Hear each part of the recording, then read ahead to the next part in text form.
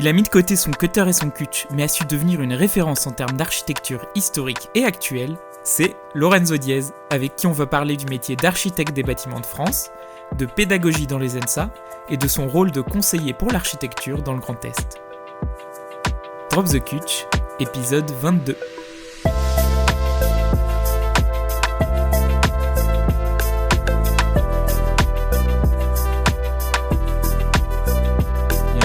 Bonjour Lorenzo Diez, bienvenue dans Drop the Kutch, le podcast qui part à la rencontre des diplômés en architecture qui exercent hors des agences. Donc merci d'avoir accepté cette invitation. Avec plaisir, merci d'avoir été me chercher. Je suis là avec plaisir. C'est grâce au cours de HMO, ça. Ah. Donc en général, pour débuter la conversation et pour les auditeurs, je dresse un petit CV. Ici, Somme du montage pour un petit préambule technique.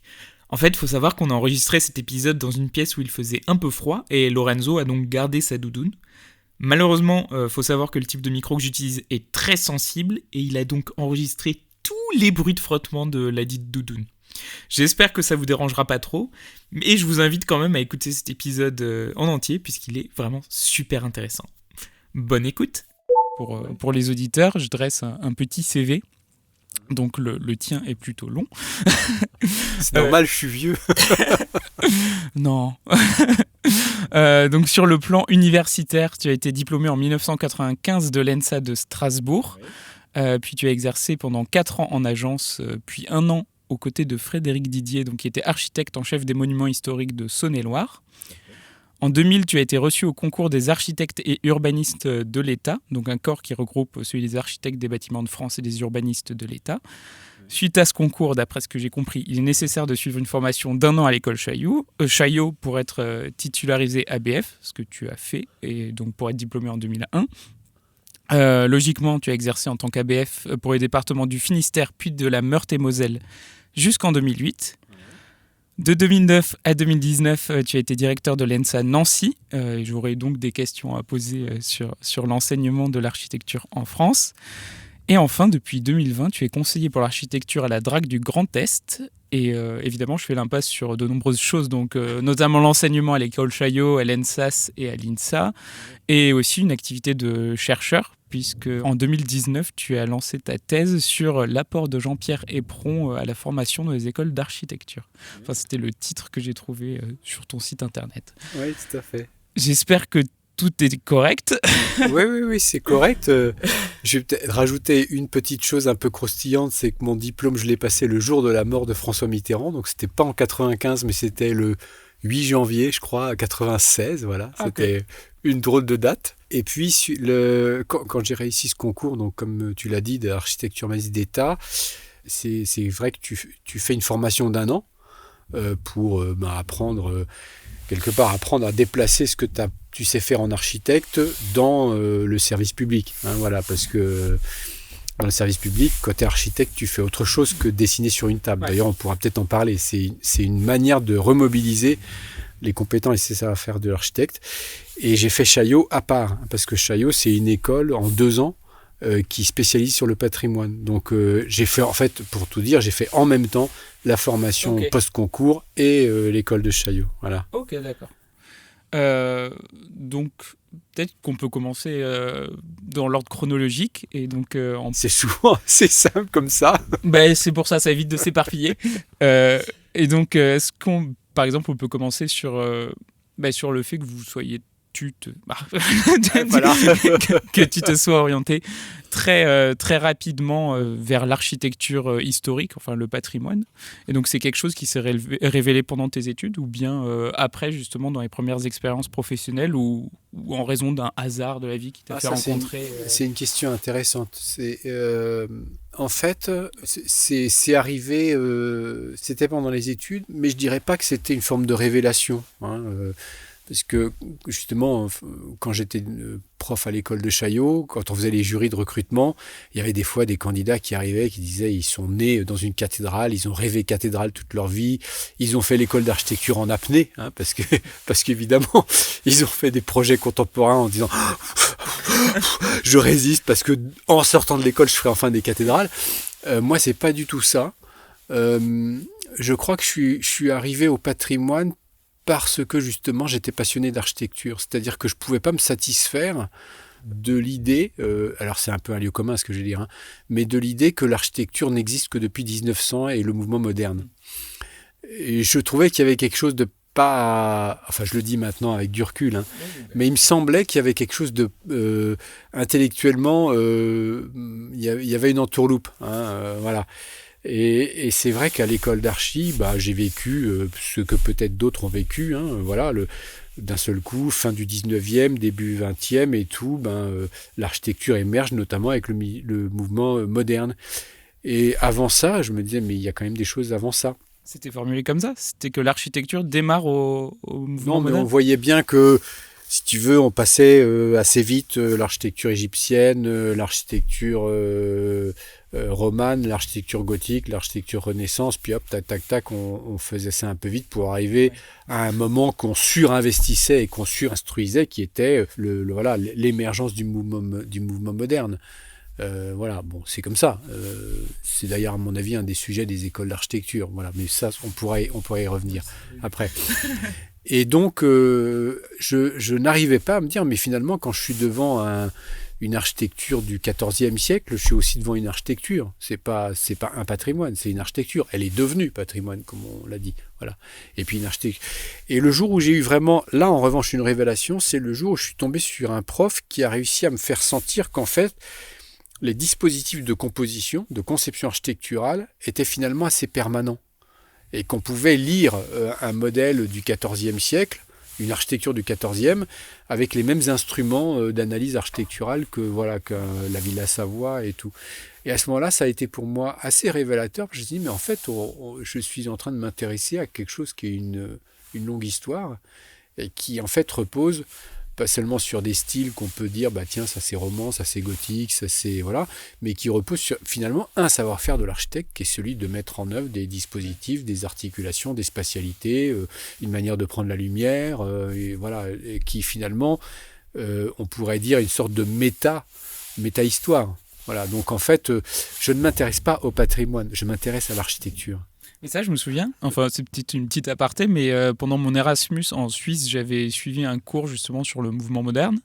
Et ce qui était intéressant, c'est que notre prof, il faisait des parallèles entre justement la tradition architecturale suisse et le mouvement moderne pour montrer que finalement, la fenêtre bandeau, on l'a retrouvée aussi dans les chalets suisses traditionnels, les pilotis aussi, et que finalement, c'était pas des outils qui étaient spécifiques au modernisme, comme tu le dis. Oui, oui. Enfin voilà, donc et à partir de là, je me suis toujours intéressé à l'architecture, qu'elle soit d'hier, d'aujourd'hui ou de demain. C'est ce que je dis souvent dans mes cours. Ça m'arrange pas et ça m'intéresse pas de faire une coupure. D'ailleurs, une coupure qui est difficile à défendre intellectuellement entre architecture et patrimoine. Voilà, il y a l'architecture, il y a des architectures qui vieillissent et qui deviennent patrimoine reconnu pour des valeurs. Il y a des architectures qui, en vieillissant, se perdent. Mais voilà, c'est comme si on disait que, je sais pas, dans la musique, il y a un moment, il y a la musique, et puis quand c'est un peu plus vieux, ça s'appelle plus la musique, ça s'appelle patrimoine musical. Non, il y a la musique. Voilà, il y a la musique, et il y a la musique ancienne, très ancienne, beaucoup plus ancienne, moins ancienne, contemporaine. Voilà. Je suis un peu... intellectuellement sur cette approche-là. Voilà. Et le but de ce podcast, c'est aussi de ça, un peu de faire des fiches métiers où je sais pas trop. C'est de parler à la fois d'architecture, mais aussi de parler de ton métier. Et donc, comme on est toujours dans l'architecture historique, est-ce que tu pourrais nous expliquer comment on devient ABF parce que là, j'avoue que si demain je voulais devenir ABF, j'avoue que la marche à suivre est pas hyper claire pour moi.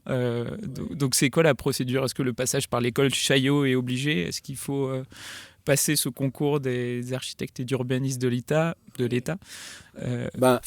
Disons que l'ABF, c'est la partie visible de l'iceberg, hein, parce que l'architecte des bâtiments de France, c'est une fonction très visible, notamment pour les architectes, parce que quand on est architecte et quand on travaille dans des espaces protégés, on a affaire à l'ABF, qui est un confrère ou une consoeur et qui va contrôler, donner un avis sur notre travail. Donc, la fonction d'ABF est très visible. Mais en fait, ce que ça cache, c'est tout un iceberg, si je puis le qualifier comme ça, qui est celui, tu l'as dit au début, qui est celui du corps des architectes urbanistes d'État.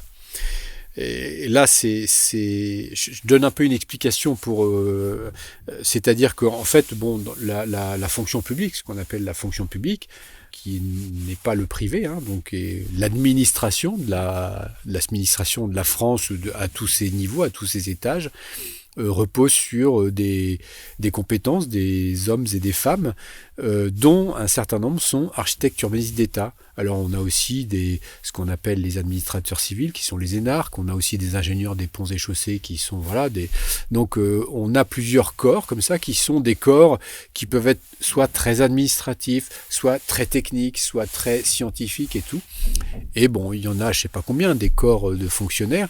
Et on a créé, il n'y a pas si longtemps que ça, en 93, c'est ça, un corps d'architectes urbanistes d'État.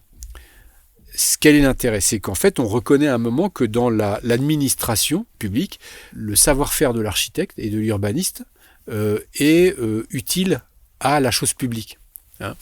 Voilà, alors je vais passer les vicissitudes et tout. C'est vrai qu'avant, il y avait un corps des architectes des bâtiments de France. Il a été fusionné avec le corps des urbanistes d'État. Et aujourd'hui, on a un seul corps de fonctionnaires qui s'appelle les architectes urbanistes d'État.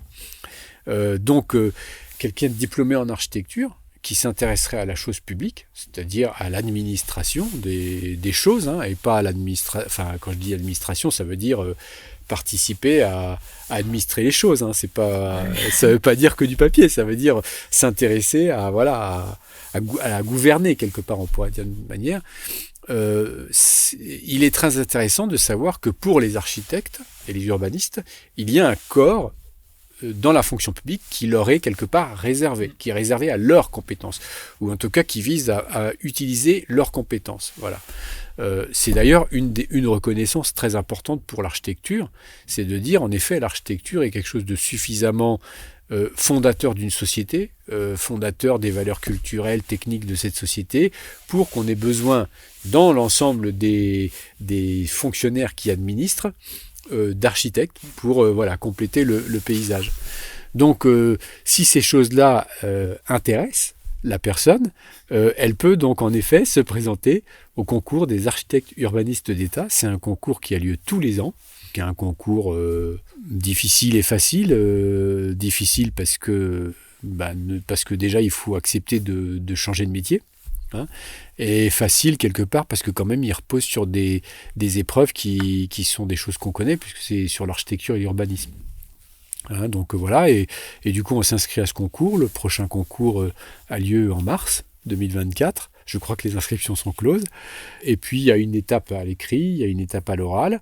Et puis une fois qu'on a réussi ce concours, si on est lauréat, on commence une formation d'1 an qui est à cheval entre l'école des ponts et chaussées et l'école de Chaillot, voilà, dans laquelle on va apprendre toutes les grandes politiques publiques, celles de l'habitat, les politiques publiques, je dirais, de l'environnement, du patrimoine et tout.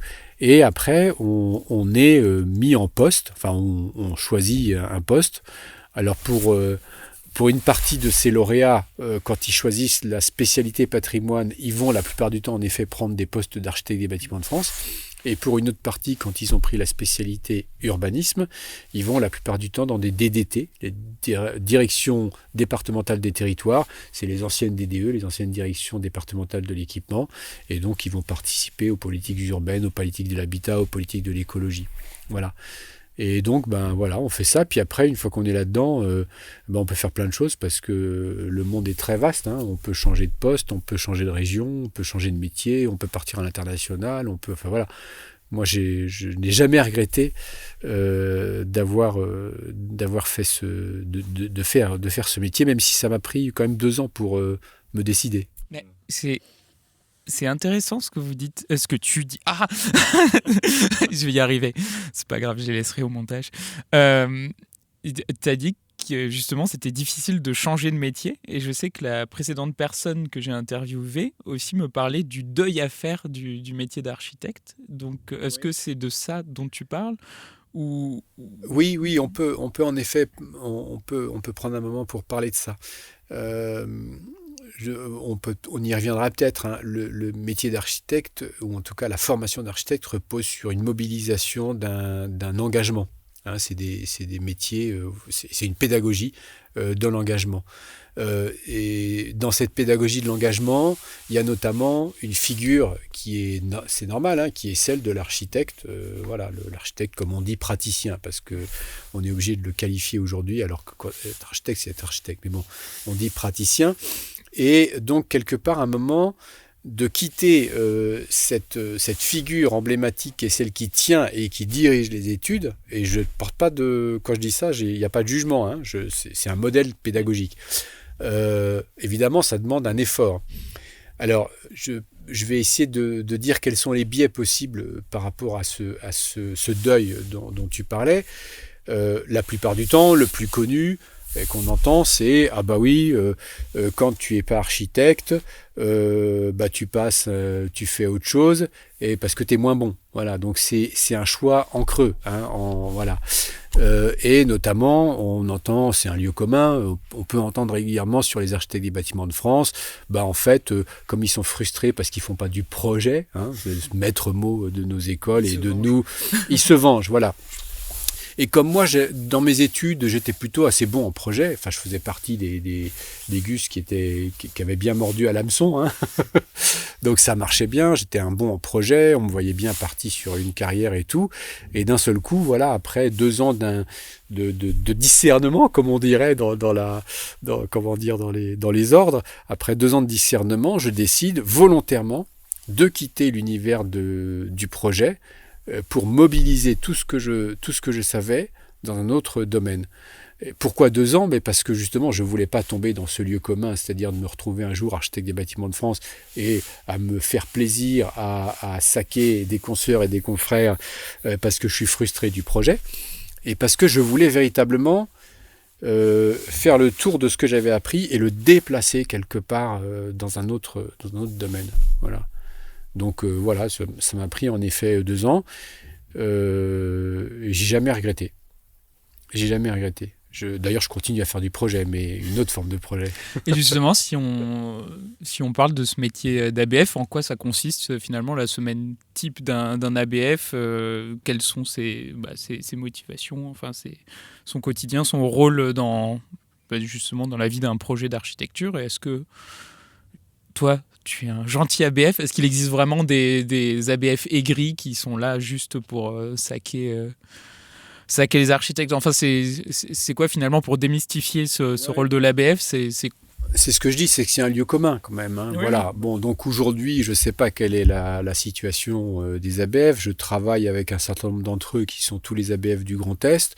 Je constate que c'est quand même des personnes assez habiles, aptes à la négociation, fort diplomates, et qui se battent tous les ans avec, je dirais, un architecte des bâtiments de France, parce qu'on parlait des missions, un architecte des bâtiments de France, ça fait plein de choses. Notamment, une grosse partie de son travail, c'est de donner des avis sur les périmètres autour des monuments historiques. On va dire, grosso modo, un ABF moyen, il produit 5000 avis par an.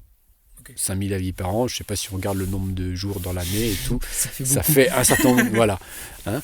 Et il fait d'autres choses, hein. Il fait aussi ce qu'on appelle l'entretien des monuments historiques, hein, c'est-à-dire qu'il vérifie régulièrement que les monuments historiques ne sont pas en trop mauvais état, et il fait des réparations courantes et ordinaires pour éviter, voilà, qu'un pinacle ne se casse la figure, qu'une porte ne soit éventrée, voilà, donc il fait ça.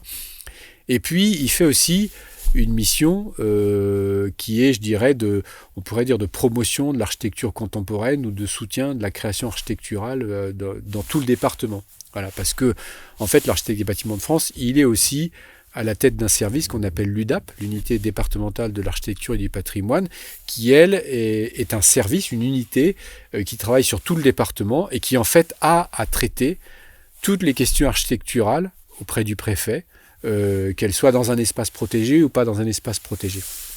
Voilà. Donc ça, on se dirait, La journée type d'un ABF, faut pas se le cacher, c'est beaucoup de travail sur les avis, les 5000 avis en question. Certains arrivent à préserver du temps pour faire de l'entretien sur les monuments historiques, qui est une forme de maîtrise d'œuvre. Voilà, un certain type de maîtrise d'œuvre.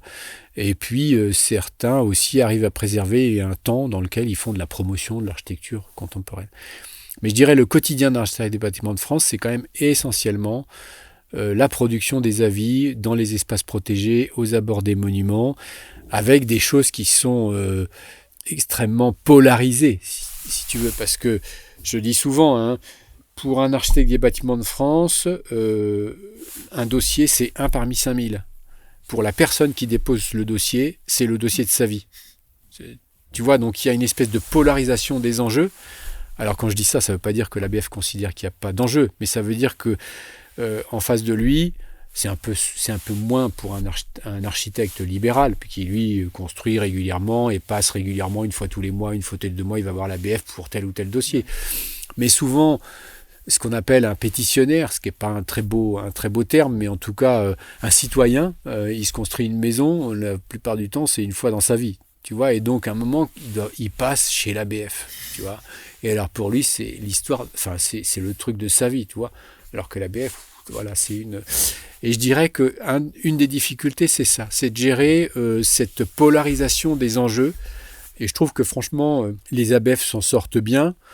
Ce sont quand même des personnes qui doivent être douées d'une grande diplomatie, de pédagogie aussi, mais d'une grande diplomatie. Ce sont des gens qui doivent sans cesse arbitrer, savoir nuancer. Voilà. Habituellement, je dis on ne peut pas être le même ABF, par exemple, dans les Ardennes et dans le Bas-Rhin. On ne peut pas être le même ABF en Meurthe-et-Moselle et en région parisienne. Tu vois, donc c'est intéressant parce que justement, ça interpelle la compétence de l'architecte. C'est-à-dire quelqu'un qui ne fonctionne pas avec des recettes, mais quelqu'un qui fonctionne avec du discernement et du jugement. Et voilà. Et donc, tous les jours, 5000 avis, ça arrive, clac, clac, clac. Il faut que tu discernes rapidement et que tu arbitres et que tu juges. Moi, j'ai l'habitude de dire, tu contrôles, enfin, tu juges le... Voilà. Et en fait, ce qu'on te demande, c'est justement d'être tout l'inverse d'une intelligence artificielle. C'est d'être capable d'apprécier et de juger au cas par cas. Voilà. C'est ça qui, pour moi, est un des sujets passionnants du métier d'architecte des bâtiments de France. Et c'est seulement par discernement qu'on juge ces projets, ou alors il y a une sorte de, je sais pas, une jurisprudence ou des je sais pas, comment dire, mais en fait c'est du fait de l'expérience de l'ABF et de ses compétences qui va discerner, ou alors il peut y avoir des discussions entre ABF justement pour... Ma question n'est pas du tout claire, je sais pas. Si, non, la question est claire, je dirais, comme tous les métiers... C'est purement subjectif, ou alors il y a une part d'objectivité aussi Comme tous les métiers, il y a une doctrine, il y a un fond culturel, voilà, donc dans tous les métiers, il y a des habitudes, il y a des tics et il y a des doctrines. Et donc chez les ABF, pareil, c'est écrit nulle part, mais il y a des habitudes de discernement, de jugement. Voilà, donc il s'est fabriqué un certain nombre de... Je ne peux pas appeler ça des codes, mais voilà, il y a des manières d'apprécier qui font qu'à la fin, on retombe régulièrement sur des choses assez similaires. Donc ce qui fait que... Voilà, on a un fond doctrinal qui est celui des architectes des bâtiments de France, par exemple, depuis toujours, depuis que le PVC existe. Quand on est architecte des bâtiments de France, on interdit le PVC. On fait tout ce qu'on peut pour ne pas avoir du PVC. On pourrait se demander pourquoi c'est arrivé ça. Pourquoi à un moment, on a fini par dire, et tout le monde le dit, qu'on n'est pas pour le PVC.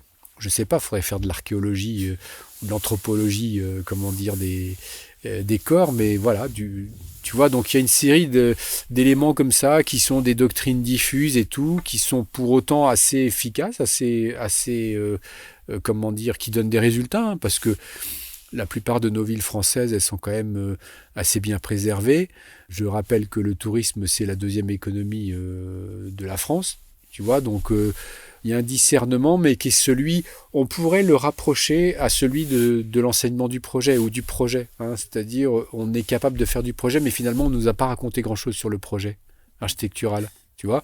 Et quand on est ABF, on est capable de rendre un avis, mais finalement, on ne nous a pas appris grand-chose sur comment rendre un avis. Voilà. Okay. C'est pas une théorie. C'est pas une théorie, c'est une doctrine, peut-être. C'est une doctrine. Ok. Il y a une nuance entre les deux. Si on avance un peu dans le temps et qu'on passe justement sur votre poste de ton poste, ton poste de directeur. En fait, j'ai mis des vous partout dans mes notes. Ah bah oui. Donc je me mets des pièges à moi-même. Donc ton poste de directeur de l'ENSA de Nancy pendant 10 ans. On en parlait justement de cette figure de l'architecte praticien. Donc tu dis qu'elle guide les études d'architecture. Et en même temps, les écoles d'architecture tiennent un discours de on ne forme pas des architectes praticiens, on forme à l'architecture. Ce qui fait que on a un diplôme d'architecture et pas un diplôme d'architecte, ce qui permet d'ouvrir à de nombreux métiers. Enfin, comme moi, c'est un peu ce que je m'amuse à faire avec ce podcast, c'est d'interviewer des gens qui se sont ouverts à plein de métiers différents grâce aux compétences fournies par les études d'architecture. Mais en même temps, et là je le vois parce que j'étais diplômé en octobre, un autre lieu commun, si vous voulez, c'est de dire qu'en sortant d'études, on ne sait rien faire de toute façon, et donc c'est pour ça que c'est pas grave si on est mal payé ou je sais pas quoi, parce que de toute façon, on ne sait rien faire du métier d'architecte en sortant des études. Et donc, je suis en train de m'embrouiller dans ma réflexion. Il y a beaucoup de questions là. Non, oui. Non, mais je vais synthétiser tout ça. Mais c'est que depuis plusieurs années, justement, ça m'interroge beaucoup cette dichotomie entre les études d'architecture et le métier d'architecte. Le fait d'avoir un diplôme d'architecture et pas un diplôme d'architecte. Ouais. Et donc, j'avais formulé une question volontairement un petit peu pour faire débat, qui était de savoir si justement il fallait scinder la formation en architecture en deux. Avoir une formation en architecture généraliste qui forme des sachants, et d'un autre côté, créer une formation d'architecte praticien, ou technicien, qui serait une formation d'architecte en maîtrise d'œuvre, qui serait un petit peu plus proche d'une formation d'ingénieur, qui rendrait opérationnel pour le métier d'architecte en agence après les études. J'ai formulé ça volontairement, je ne suis pas d'accord avec ce que je dis, mais je l'ai formulé justement pour qu'on discute de ça, de cette dichotomie entre formation et métier finalement.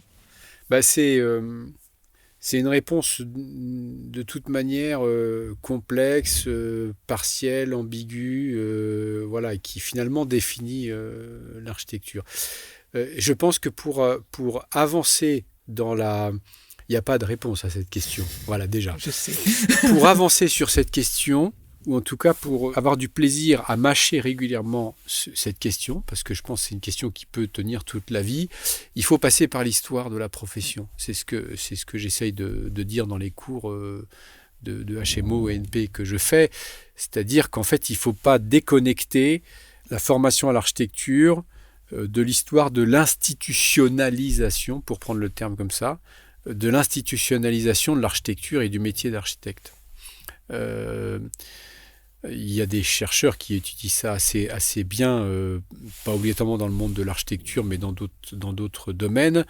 Finalement, la capacité d'un corps constitué, un corps socio-professionnel constitué, de définir le périmètre de son métier, de sa profession, ainsi que l'outil de formation à ce métier. Souvent, dans le monde des ingénieurs, c'est le cas, mais il y en a d'autres, les médecins, les architectes. Il y a une sorte d'attelage entre le lieu de formation et la définition de l'institution du métier. L'architecture ne sort pas de ce domaine-là. La seule chose, c'est que si on s'intéresse un petit peu à l'étymologie des termes, je suis actuellement en train de commencer une chronique dans la revue d'A qui justement va parcourir un certain nombre de formules ou d'abus de langage qu'on a l'habitude d'utiliser, nous les architectes. Et notamment, il y a un texte que j'écris sur architecture, sur l'étymologie d'architecture. En fait, une des difficultés du mot architecture, c'est qu'il désigne autant l'action, comme peindre, je fais de la peinture, on ne dit pas je fais de l'architecture, mais on pourrait dire je fais de l'architecture, que l'objet, résultat de cette pratique. Je suis devant une belle peinture. Évidemment, on ne dit jamais je suis devant une belle architecture, c'est ce que je vous ai dit en cours. Voilà, on dit je suis devant un bel aéroport, ou je suis devant une belle école, ou quelle jolie maison, voilà, ou quel horrible grand ensemble de logements sociaux. Voilà. Donc en fait, ce qui aujourd'hui apparaît comme un truc un peu, on comprend pas, mais on a dit que c'était une école d'architecture, mais on y forme des architectes ou je sais pas quoi, et finalement si on retourne la perspective, est finalement une manière assez habile pour l'institution architecture de maintenir une forme d'ambiguïté sur un terme qui vaut autant pour une pratique que pour l'objet résultat de cette pratique. Et si pendant tes études, on ne te parle pas de ça, si pendant tes études, au moins à la HMONP, et je trouve que la HMONP c'est un peu tard, on ne te décortique pas ça en te disant, voilà, en fait on est en train de produire quelque chose qui tourne autour d'une compétence qui est une pratique, aussi un objet résultat de cette pratique, qui sert à constituer un corps professionnel qui, comme tous les corps professionnels, va chercher à avoir un débouché dans le marché du travail, comme c'est pas différent des autres, hein, voilà. On comprend beaucoup mieux les études d'architecture. C'est-à-dire qu'elles sont tenues par un modèle, c'est un peu ce que j'essaye de mettre en lumière avec ma thèse de doctorat en sciences de l'éducation. Elles sont tenues par un modèle didactique, un modèle pédagogique, on pourrait dire, parce qu'il a une dimension philosophique, ce modèle, qui vise finalement à permettre de maintenir la position de l'architecture dans la société civile et dans l'économie du réel. Ça passe par l'enseignement du projet, ça passe par différentes choses, on pourrait en parler. Et donc, en fait, tenter de réduire cette ambiguïté, notamment en essayant de répondre à cette question, tu disais, voilà, tenter de réduire cette ambiguïté, c'est finalement, à trop vouloir être transparent, on en finit par disparaître. Tu vois ce que je veux dire ? Donc, il y a une forme d'ambiguïté qui est une ambiguïté qu'on pourrait dire tactique, parce que même si on est tous inconscients, elle est assez maligne, cette ambiguïté, parce qu'en fait, elle permet aux architectes de s'adapter à toutes les situations et à l'arrivée de tous les nouveaux sujets. Hein. Aujourd'hui, dans toutes les écoles d'architecture, on parle d'écologie, et parce qu'on est sur une discipline qui sait absorber tous les sujets, qui sait les mobiliser et les réinjecter dans sa propre théorie. On pourra en parler parce que c'est un autre sujet. On peut en parler. Mais on verra si la suite des questions nous amène à ça. Mais voilà, toujours est-il que du coup, on est sur un modèle qui a une forme d'ambiguïté qui lui est nécessaire à sa survie, mais qui en même temps, aujourd'hui, je pense, dans le monde de l'enseignement supérieur aujourd'hui, devrait être plus identifié et expliqué aux étudiants comme un contrat. C'est peut-être ça un peu un des soucis, c'est que c'est un modèle d'engagement, c'est un modèle pédagogique d'engagement. Hein, ce sont des études dans lesquelles l'essentiel de la mobilisation de l'étudiant repose sur l'engagement sur des valeurs ou sur voilà. Mais il est possible d'expliquer au-dessus ou de manière surplombante à cet engagement, finalement, quel est le modèle didactique qu'on est en train de défendre. Et je pense que ce ne serait pas parce qu'on aurait expliqué ce modèle didactique aux étudiants qu'ils abandonneraient et qu'ils fuiraient. Au contraire, ils seraient plus conscients, ils diraient « Ok, je participe à ça. D'accord, ok. Donc j'ai compris maintenant, donc c'est bon. Je fais le projet. » Parce que le projet, c'est une pédagogie tout à fait spécifique. Pareil, on pourra en parler. Et tout ça pour peut-être conclure sur le fait que la question que tu poses, elle n'est pas nouvelle. Je me doute. Voilà. Je pense que c'est un point de passage pour tous les diplômés en architecture, architectes d'un jour. Je dirais c'est un point de passage pour tous ceux qui sont suffisamment résistants à l'endoctrinement des études d'architecture. Voilà. Donc c'est plutôt un bon signe de résister. Ce qu'il faut, c'est résister pour comprendre, pas résister pour renier. C'est ça qui est intéressant. La résistance que certains opposent au modèle didactique qu'ils ont eu est une forme d'intelligence, c'est qu'ils questionnent. Voilà. Le problème, c'est qu'il faut qu'ils trouvent les réponses à cette résistance. Il faut qu'ils trouvent les réponses dans l'embarras de cette institution architecture qui essaye de survivre et d'avoir sa place au soleil. Voilà. Le problème, c'est que la plupart du temps, ceux qui résistent, qui requestionnent et tout, ne trouvant pas la réponse à ça, finissent par renier, se mettre à côté. Et en effet, c'est ce qu'on disait, par exemple avec certains ABF, mais aussi avec d'autres gens qui vont dans la maîtrise d'ouvrage ou je sais pas quoi, et je l'ai entendu, qui décident, je vais en dehors de l'architecture pour commencer un petit peu aussi à chatouiller les architectes. On l'a entendu ici. Tu vois, voilà. Donc, tout ça pour dire que ce n'est pas des questions neuves, parce que si tu commences à explorer la littérature de l'histoire de ce métier, de l'histoire de cette discipline et tout, tu verras que depuis des années et des années, on dit qu'il faut diversifier le métier d'architecture, que c'est très bien, ça ressort régulièrement, il faut le dire, c'est très bien. Et puis ceux qui veulent se diversifier, il faut les accompagner pour qu'ils le fassent par le haut et pas en creux. Ok, et ben justement, à propos de résistance, c'était à propos du mouvement des ENSA en lutte qui s'est lancé en mars 2023. C'est toujours avec ta casquette de d'ancien directeur de l'ENSA Nancy. Donc ENSA en lutte, c'est un mouvement qui s'est lancé face au manque de moyens dans les écoles d'archi, donc en termes d'investissement par étudiant comparé par exemple aux étudiants en ingénierie. Et du coup, ça se traduit par, dans certaines ENSA, des locaux vétustes, des professeurs avec des statuts précaires. Mais aussi, ce qui ressort, c'est ce que les étudiants qualifient d'un apprentissage hors sol et pas assez en phase avec les enjeux du monde actuel, notamment écologique, ou un manque de transversalité. Donc j'avais noté plusieurs questions est-ce que en tant qu'ancien directeur de l'ENSA Nancy, tu avais vu venir justement ce mouvement, je ne sais pas s'il traduit à un moment la goutte d'eau qui fait déborder le vase, et qu'est-ce qui t'inspire, sachant que à titre personnel, je suis pas du tout dedans parce que moi j'étais étudiant à l'INSA Strasbourg. On est une école publique qui dépend du ministère de l'enseignement supérieur et pas du ministère de la culture, et en plus on bénéficie de faire partie donc du groupe INSA, qui est le premier réseau d'écoles d'ingénieurs publics de France, donc qui a une école d'archi et une école du paysage à Blois. Et donc voilà, c'était juste, j'avais noté cette question, je m'étais dit que ça pourrait être intéressant de savoir s'il y avait des signes avant-coureurs, si justement tu avais mis en place déjà des choses qui n'ont pas été appliquées pour répondre finalement aux envies de transversalité, d'écologie, de la formation. À titre personnel, moi, la formation à l'INSA, je l'ai adorée et je pense qu'elle répond déjà à tout ça. Donc c'est pour ça que je connais ce podcast, ça me permet aussi de me confronter avec les ENSA, justement, que je ne connais pas beaucoup. Déjà, moi, j'ai pas connu le mouvement ENSA en lutte, puisque je suis sorti, j'ai arrêté mon mandat à l'école en 2019, fin 2019. Ça date de mars 2023. Voilà, juste avant le Covid, donc j'ai pas connu ça.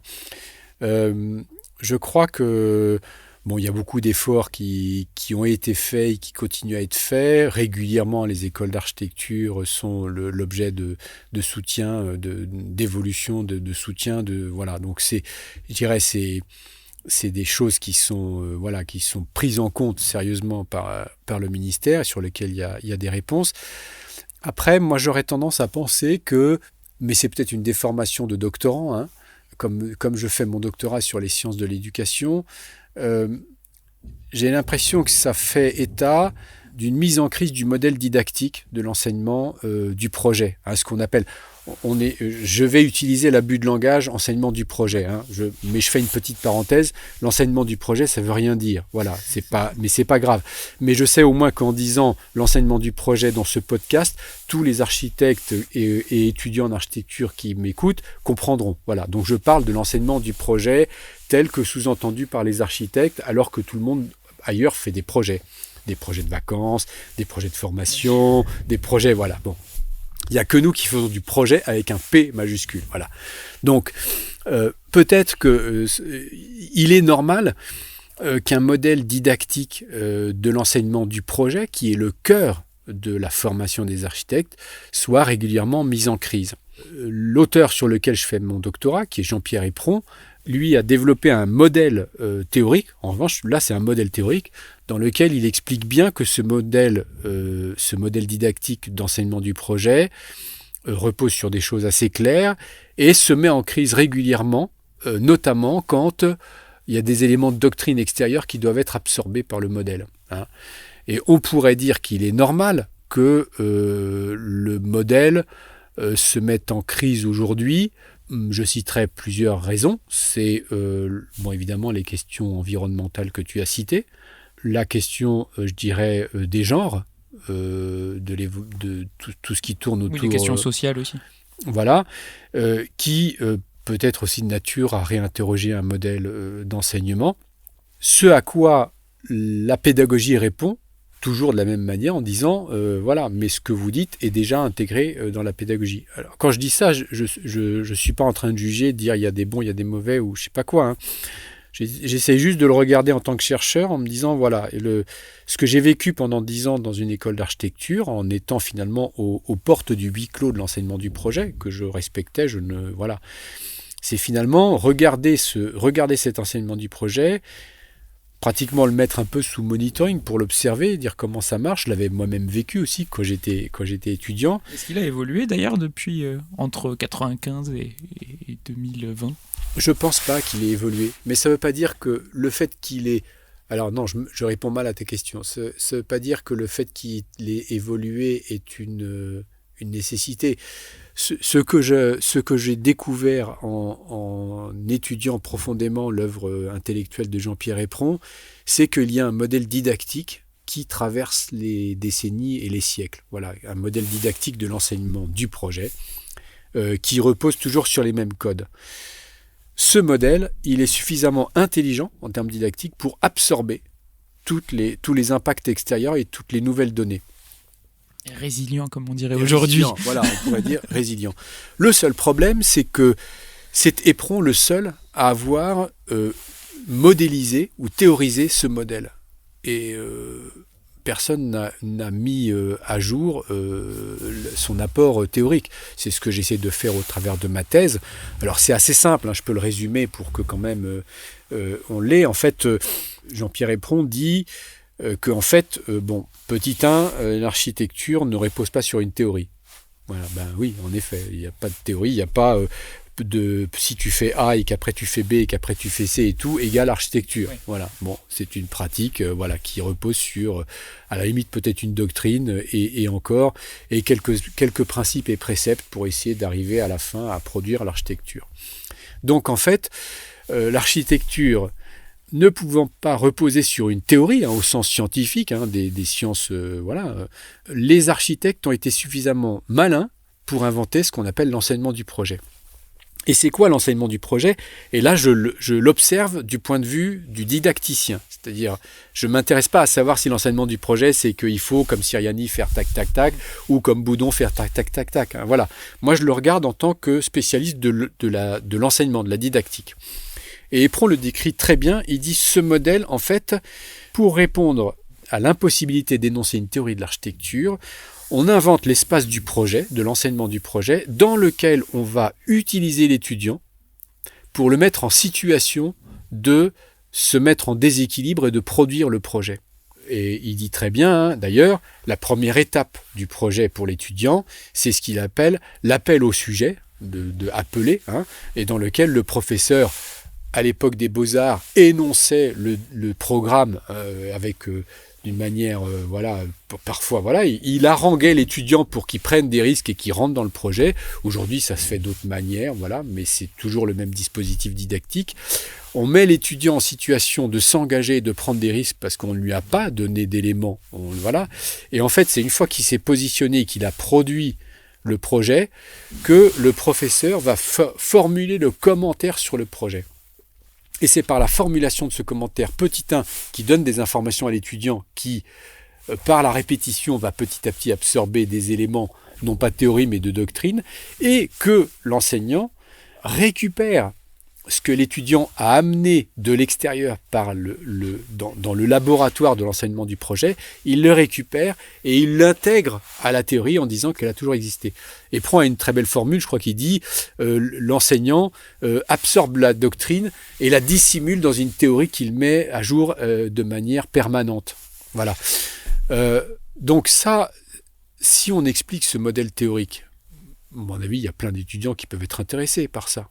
Savoir qu'ils sont de toute manière mis en situation instable et que leur travail, ça va être d'apporter de l'extérieur les éléments de doctrine, les éléments d'actualité et tout, dans le réceptacle de l'enseignement du projet, et le professeur, par le commentaire qu'il va formuler, d'absorber ça et finalement de faire évoluer la théorie qu'il n'est pas capable d'énoncer. Et c'est pas un problème, on ne peut pas l'énoncer. À partir du moment où on commence à trop énoncer une théorie, elle devient de toute manière marginale. Oui. Donc voilà. Donc ce que met au point Jean-Pierre Éperon est passionnant Parce que pour moi, ça apporte une réponse qui est profondément corporatiste, c'est-à-dire qu'elle ne porte pas atteinte au système de l'institution de l'architecture. Au contraire, elle la consolide parce qu'elle dit, il y a un modèle qui domine tout ça, dans lequel chacun peut trouver son truc. Et peut-être que la crise ENSA en lutte, elle a sûrement quelque chose qui est lié aux moyens, mais elle a aussi quelque chose qui est sûrement lié, je pense, à une génération, et plus ça va aller, plus ça va se renforcer, qui a besoin qu'on lui dise les attendus sur lesquels on va les évaluer. Voilà. Et à mon avis, tout simplement d'expliquer le modèle théorique qui nous permet de faire survivre l'architecture et de la rendre éternellement d'actualité par rapport à tous les enjeux, il est là et Pron l'a mis en lumière de façon très précise. Alors, bon, lui, il pousse encore plus loin, il dit l'étudiant, finalement, est celui qui permet d'absorber la doctrine extérieure et de l'intégrer dans l'institution école.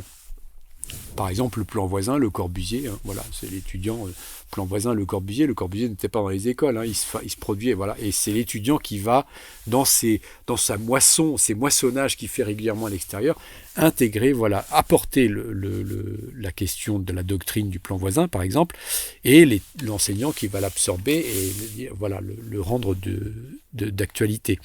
Aujourd'hui, on pourrait dire que c'est la frugalité heureuse et créative que l'étudiant amène, qu'il va mettre en jeu dans son projet, à laquelle il va dessiner des figures concrètes, voilà, et l'enseignant, par son commentaire, qui va s'approprier, institutionnellement, va s'approprier ça et permettre de faire évoluer la théorie de l'architecture. Institutionnellement et professionnellement, potentiellement, s'il a les deux activités. Puisque j'ai dit que l'institution école et l'institution profession sont intimement liées. Et là, en revanche, il y a peut-être un risque, c'est que si on déconnecte l'institution école de l'institution profession, je ne sais pas vers quoi on va aller. Voilà. Donc, en fait, ce qu'il faudrait, c'est être capable de bien expliciter ce modèle didactique et de bien montrer qu'en fait, il a vocation à produire une forme d'aptitude de l'architecte qui peut être mobilisée dans plein d'endroits. Et voilà, donc, mais the way is long. J'espère que les étudiants qui entendront cet entretien, ça leur mettra une petite graine dans l'esprit. Je regarde le temps. Pour continuer dans la chronologie et continuer à faire des petites fiches métiers type ONICEP. Ouais. Continuons. Aujourd'hui, tu es donc conseiller pour l'architecture. Donc je m'étais noté à peu près parce que j'avais écouté un podcast que tu avais fait avec Marion Renard en 2020 ou 2021. Il y a 3 ans, je pense, ouais. Et donc, mais je me disais maintenant, parce que c'est toujours intéressant d'avoir un peu plus de recul dans les métiers, donc maintenant si tu devais expliquer ce rôle, ce métier de conseiller pour l'architecture donc, que tu exerces pour l'Ordre du Grand Est. Au sein de la DRAC, la Direction régionale des affaires culturelles du Grand Est. La DRAC. Voilà. Je mélangeais CROA et DRAC. Pardon. C'est les acronymes. Oui, du coup, si tu devais présenter, si tu présentes ce métier aux auditeurs étudiants et jeunes diplômés. Déjà, revenons à une de tes premières questions, architecture massif d'État. Par mon parcours, on peut voir que finalement, c'est la possibilité d'avoir une carrière extrêmement riche avec plusieurs métiers différents. La seule chose, c'est qu'il faut avoir purgé la question du projet. Parce que sinon, on est malheureux toute sa vie, et malheureux toute sa vie, c'est quand même pas cool. Voilà, donc on le souhaite à personne. Donc d'ailleurs, si certains veulent m'en parler, je suis à leur écoute et je me ferai un plaisir de prendre une heure pour leur expliquer plus précisément. Voilà. Mais c'est un changement de métier. Mais à l'intérieur de ce nouveau métier, il y a plein de métiers. C'est ça ce qu'il faut retenir. Et si on fait le tour de tous les AUE, il y a des métiers dans tous les sens. Voilà. Donc moi, j'ai pratiqué le métier d'architecte des bâtiments de France, j'ai pratiqué le métier de directeur. On pourrait dire qu'il y a un métier avec une responsabilité managériale. Quand tu es directeur d'une école, tu as 200 personnes. Enfin voilà, c'est une institution. Et aujourd'hui, je pratique un métier qui a une responsabilité scientifique. Voilà, je suis passé d'une responsabilité managériale à une responsabilité scientifique. C'est-à-dire qu'aujourd'hui, j'ai une collaboratrice et ce qu'on me demande au sein de la DRAC, c'est évidemment de gérer toutes les questions qui touchent à l'architecture, mais aussi d'être, je dirais, le personnage pointu le professionnel de la profession dans le domaine de l'architecture. Donc je dirais, quand on en est à mon niveau de parcours, qu'on a vécu, comme tu l'as dit, j'ai bossé en agence, j'ai bossé en tant qu'ABF, faire du contrôle sur des confrères et des consoeurs, les pauvres, des fois c'était pas cool et tout. J'ai été dans la formation, donc maintenant, la manière de continuer à faire fructifier ça pour mon employeur, donc le ministère de la Culture, mais aussi pour tous les gens que je croise, c'est d'être maintenant sur une fonction qui est beaucoup plus, je dirais, de responsabilité scientifique, mais on pourrait aussi dire un mot qui marche bien aujourd'hui, de coaching pour aider à mieux discerner ce qui se passe sans tout casser. Parce qu'un des risques d'aujourd'hui avec les crises qu'on connaît, notamment dans le milieu de l'architecture, c'est plutôt que de faire une réforme, de faire une révolution. Voilà. Et je crois que ce qu'on peut reconnaître, je sais que je sors un peu de la question, mais quand même, je le fais. Ce qu'on peut reconnaître à nos consoeurs et confrères du 19e siècle, c'est qu'ils ont réussi quand même de manière très habile à construire le passage du métier à une profession, parce que métier, ce n'est pas la même chose qu'une profession. Ouais. La profession, en plus, ils sont arrivés à l'élever au rang de profession réglementée. Et donc, quelque part, ils sont arrivés à construire l'institutionnalisation de l'architecture et, du coup, son droit de tirage dans le monde du travail. Ce qui est quand même pas inutile. Voilà. Même si aujourd'hui, évidemment, on dit que ça ne sert pas à grand-chose parce que personne... Voilà. Mais donc... je veux dire, c'est quand même utile d'avoir des gens comme moi dans des postes de conseiller pour l'architecture, qui sont des gens qui connaissent finalement par cœur l'histoire de ce métier, qui connaissent par cœur les pratiques et tout, et qui savent agir à des endroits, suivant les demandes et tout, pour essayer de faire évoluer, comme tu l'as dit, faire évoluer ce truc-là, tout en gardant la substantifique moelle de ce truc. Il est clair que quand tu veux faire évoluer le métier d'ingénieur, il y a des gens qui savent inconsciemment ce qu'est le métier d'ingénieur et qui veulent rester sur on pourrait dire des invariants. Là, on est parfois incapable de dire quels sont ces invariants, mais on les ressent. Il y a quelque chose de corporatif. Voilà. Donc, moi, je suis un peu là-dedans. Et donc aujourd'hui, le métier de conseiller pour l'architecture, on pourrait dire, c'est le professionnel de la profession, c'est celui qui connaît un peu tous les arcanes de l'institution, aussi bien dans sa dimension académique, parce que je connais très bien l'école, comment ça fonctionne et tout, dans le modèle professionnel, je connais très bien la profession, l'ordre et tout, je vois comment ça marche et tout, et dans son modèle culturel, on pourrait dire de sensibilisation du public. Donc je travaille avec les maisons de l'architecture, avec les CAE et tout, voilà. Donc le métier de conseiller pour l'architecture, pour en venir à ta question, c'est quelqu'un petit 1 qui est là et qui a une veille sur ce qu'on appelle, avec un abus de langage, je suis d'accord, la filière de l'architecture. Les architectes, les écoles, les CAUE, les maisons de l'architecture, les syndicats, les villes et pays d'art et d'histoire qui font aussi des choses autour de l'architecture. Voilà. Donc moi, tous les jours, je discute, je deal un petit peu avec tout ce monde-là et tout. Pas de manière, je dirais, je suis pas le chef, je suis pas le coordonnateur, je suis là et je veille à ce que ça monte en puissance. Quand je sens qu'il y a une énergie à tel endroit, j'essaye de soutenir pour qu'elle se développe et tout, voilà. Par exemple, régulièrement, je soutiens des collectifs d'architectes parce que je vois qu'il y a une énergie qui se place là, qui se développe et tout. Donc, je mets un petit coup de pouce pour que ça puisse émerger, apparaître, se stabiliser. Voilà. Donc, je fais ça. J'ai une autre mission qui est très intéressante, qui est, je dirais, la mise en œuvre de la politique régionale du label Architecture contemporaine remarquable.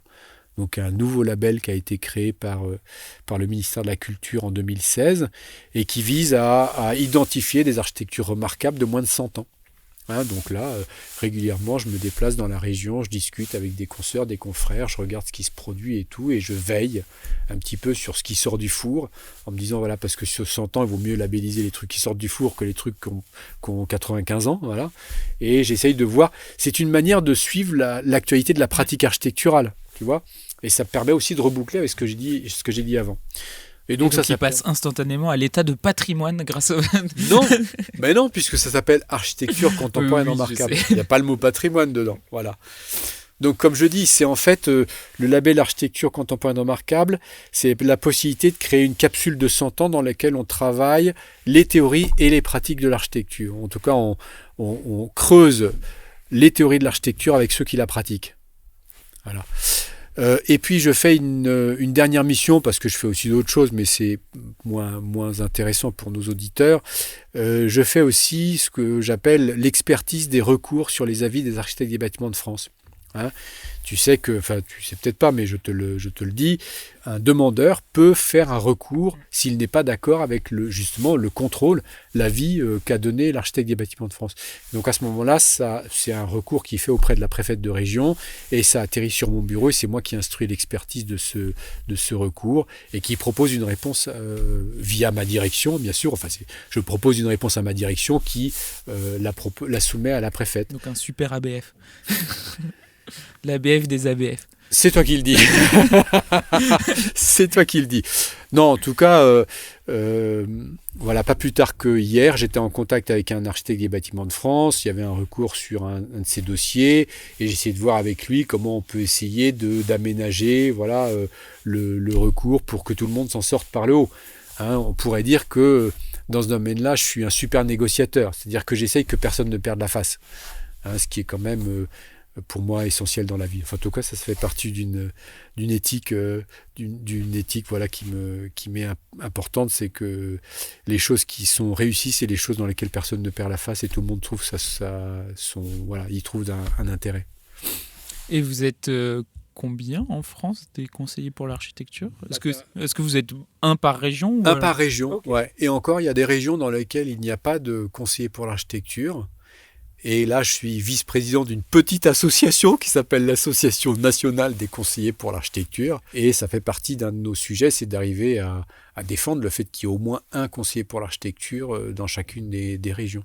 Il y a 2 régions dans lesquelles il n'y en a plus. Il n'y en a pas encore. Lesquelles ? Ça va venir. On ne va pas les dénoncer. ça doit être très dur à trouver. Ouais. Et finalement, parce que l'horloge tourne et que je vous ai promis 1 heure. Non, je t'ai promis 1 heure. Donc, la dernière question que j'aime bien poser aux invités, c'est de savoir si tu avais en face de toi le Lorenzo qui est pendant ses études ou juste qui vient d'être diplômé. Est-ce que tu aurais un conseil à lui donner, que ce soit sur sa pratique professionnelle ou même dans la vie en général, comment devenir un adulte C'est un petit peu une machine à remonter dans le temps. C'est une super question, ça. Qu'est-ce que je pourrais dire ? Si j'avais le Lorenzo finissant ses études, peut-être que je lui dirais vraisemblablement de se faire un peu plus confiance. De se faire un peu plus confiance et notamment sur ce qu'on appelle, de manière un peu tarte à la crème, les intuitions personnelles. Parce qu'en fait, les intuitions pour moi sont quelque chose qui est une forme d'intelligence sur laquelle on n'a pas encore réussi à... une intuition est une question intellectuelle qu'on n'a pas encore réussi à instruire, tu vois. Et en même temps, tu sais, on fait souvent ce truc-là, dans les premiers dessins, il y a souvent l'idée qui est déjà là, et puis après, on passe par plein de trucs, et puis à la fin, on se rend compte que finalement, l'architecture qu'on a construite, elle était déjà dans le premier croquis. Donc je dirais, je lui donnerais comme conseil de faire confiance à ses intuitions, voilà, parce que c'est pas anodin, si elles viennent là, elles sont porteuses de quelque chose.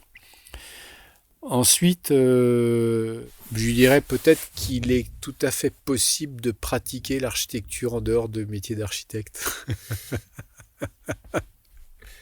C'est rigolo, hein ? Ouais. Ça me sort là comme ça.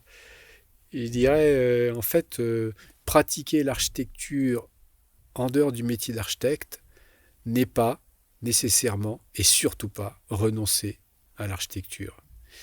Et peut-être que là, il y a un nœud. Et ça, c'est ce que je voudrais dire peut-être à tous les auditeurs de ton podcast, si ce sont des gens qui résistent justement à l'endoctrinement. Surtout, si vous avez cette intelligence de résister à l'endoctrinement, qui produit des choses très bien, hein, c'est parce que vous êtes appelé à encore mieux servir l'architecture. C'est pas parce que vous êtes appelé à y renoncer. Au contraire. C'est une super phrase pour terminer. Merci beaucoup. Voilà. Merci beaucoup pour cette heure passée ensemble et voilà. C'était un plaisir, voilà. Finalement, la discussion, c'est une des choses les plus belles de la vie. Bon. Je pense qu'on ne fera pas mieux pour conclure. Il est donc temps de vous remercier, auditeuristes, d'avoir écouté cet entretien jusqu'au bout. Si vous souhaitez vous plonger plus profondément dans le travail de Lorenzo Diez, rendez-vous sur lorenzodiez.com ou tapez Lorenzo Diez DIEZ sur votre moteur de recherche pour accéder à ses écrits, conférences et autres. Mais juste avant, si vous êtes sur Spotify, n'hésitez pas à commenter l'épisode et à mettre 5 étoiles à ce podcast. Ça me motive pour continuer. Et sinon, retrouvez-moi sur Instagram, @iquitect, IQUITECT, où vous trouverez le portrait de tous et toutes les invités dessiné par Louise Gonemery. Merci à Simon Tsika pour la musique du générique, et nous, on se retrouve dans un mois pour le prochain épisode.